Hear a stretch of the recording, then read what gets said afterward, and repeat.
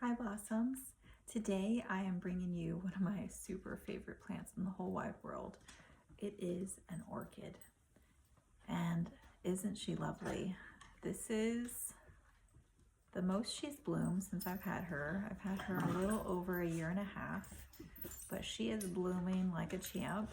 Oh my gosh, look at those flowers. Look at those pretty blooms. Oh my goodness.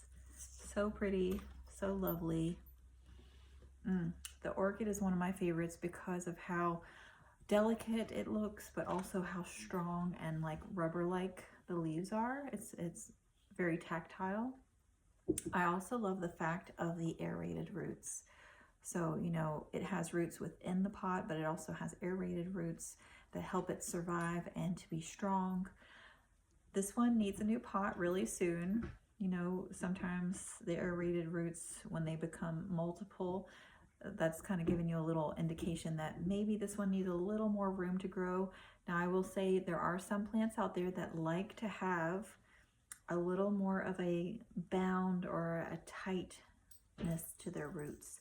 So the orchid is kind of one of those, right? Yes, it does like you to kind of work its roots loose, get out, you know, some of that extra excess as far as in like the mulching and the different things that are in the soil that you provide. So I do have like an orchid mix that I use whenever I repot a plant, and specifically for the orchids, they are a little more finicky about the way that they like to be watered, a little more finicky about what they like in their soil.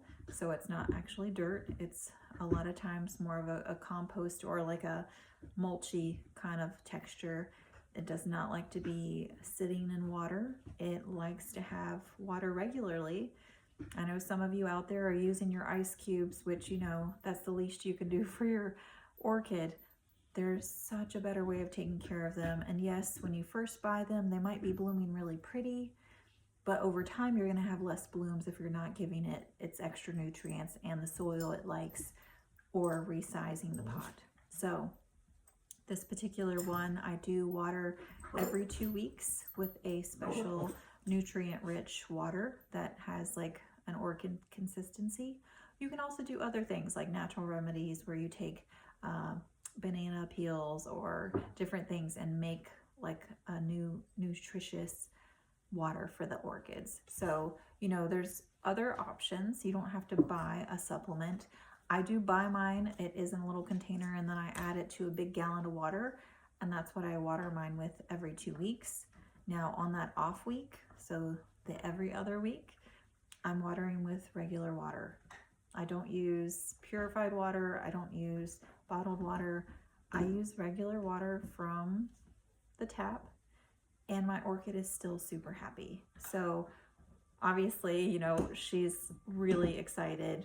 Like I said, she's bloomed many times, but this is the most blooms I've ever received. And I have been a little more regular about that every other week nutritious water.